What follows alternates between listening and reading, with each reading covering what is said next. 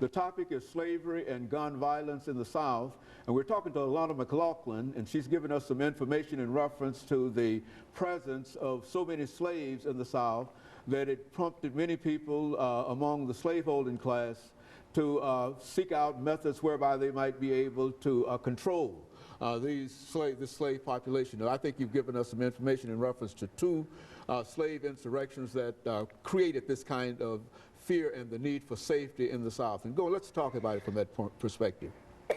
Now, in the first segment, I talked about the Stoner Rebellion, which was the deadliest rebellion, and then I talked about the Nat Turner Slave Rebellion. Now, let's go deeper into the whole Nat Turner Slave Rebellion.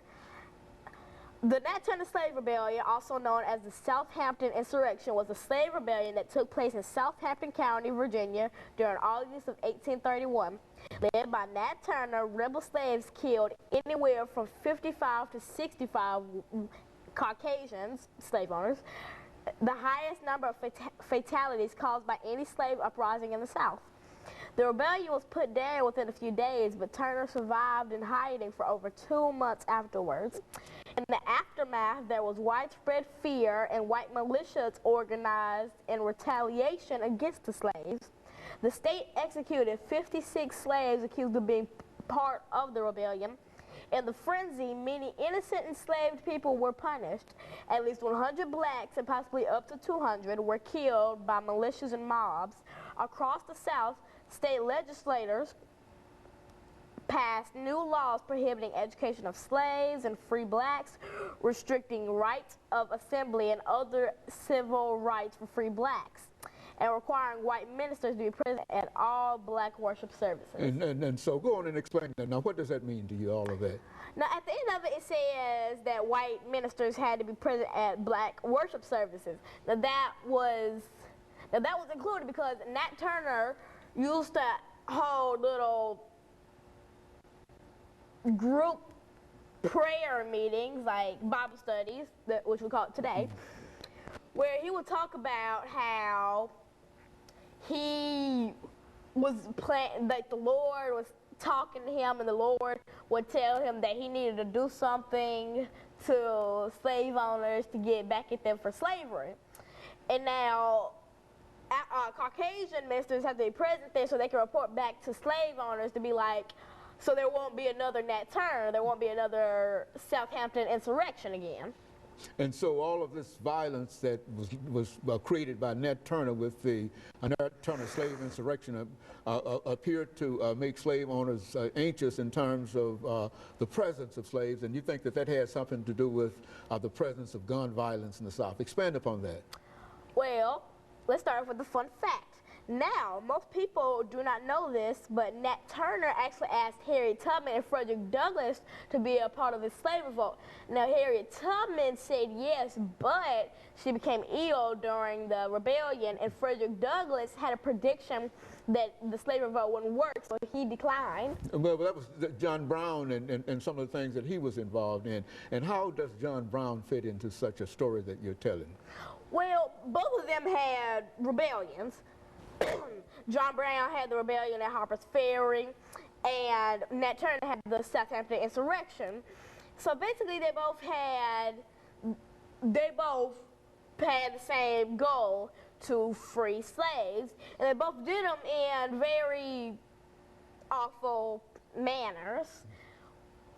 Like Harriet Tubman, now she put slaves to the Underground Railroad, so no killer was involved in her situation. But now John Brown was like, yeah, we're just gonna kill these people to free these slaves, and Nat Turner was like, yeah, we're gonna kill these people to free these slaves.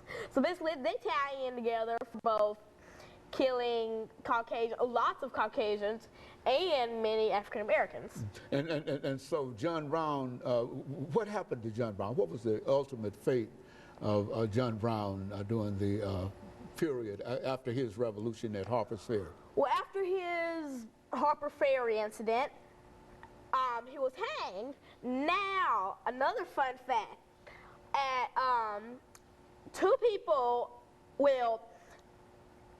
over 2,000 Confederates were present during his execution, but they were a few blocks away. And most people don't know this, but John Wilkes Booth stole a Confederate outfit to gain access into the hanging of John Brown. And also, I think it was Stonewall Jackson, future Confederate General Stonewall Jackson and John Wilkes Booth were both there.